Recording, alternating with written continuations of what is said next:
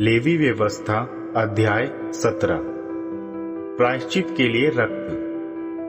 यहोवा ने मोशे को यह आज्ञा दी, अहरोन उसके पुत्रों तथा इस्राएल वंशजों को यह संदेश दो। यह वह आदेश है जो यहोवा के द्वारा निकाला गया है।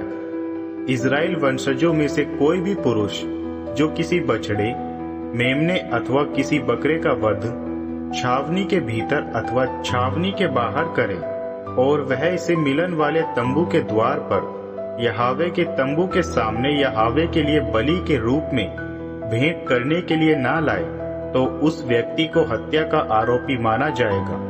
उस व्यक्ति ने लहू बहाया है और उस व्यक्ति को प्रजा से बाहर निकाल दिया जाए। ऐसा करने का कारण यह है कि इस्राएल वंशज उनकी वे बलियां जिनका बलिदान वे खुले मैदान में कर रहे थे, इन बलियों को पुरोहित के पास मिलन वाले तंबू के द्वार पर यहोवा के सामने लाकर उन्हें यहोवा को मेल बलि के रूप में भेंट करे।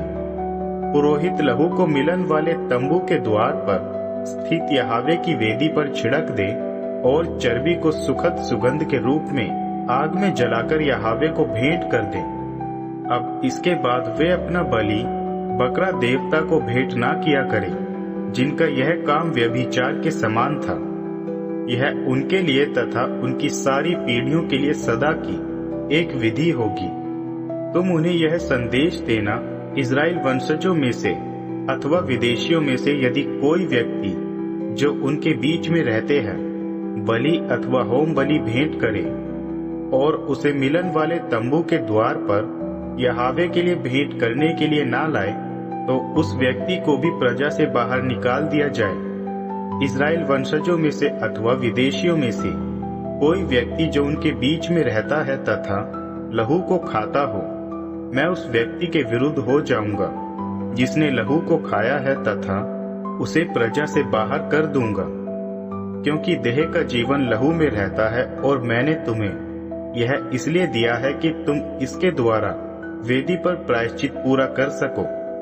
अतएव मैंने इस्राएल वंशजों को यह आदेश दिया, न तुम में से कोई और न ही कोई विदेशी जो तुम्हारे बीच में रहता है लहू को खाए।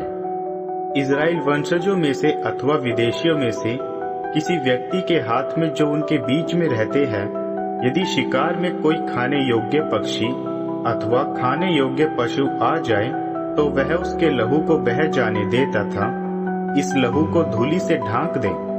क्योंकि सभी प्राणियों की देह का जीवन लहू में रहता है, इसलिए मैंने इस्राएल वंशजों को यह आदेश दिया है। यह जरूरी है कि तुम किसी भी देह के लहू को ना खाया करो, क्योंकि देह का जीवन लहू में ही रहता है।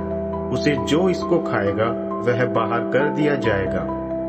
यदि कोई व्यक्ति स्वदेशी अथवा विदेशी उस पशु को खा ले जिसे वन्य पशु द्वारा पाड़ डाला गया हो, तो वह अपने वस्त्रों को धोकर स्नान करे। वह शाम तक अशुद्ध रहेगा, इसके बाद वह शुद्ध हो जाएगा। किंतु यदि वह उनको ना ही धोता और ना ही स्नान करता है, तो वह अपने दोष का भार स्वयं उठाएगा।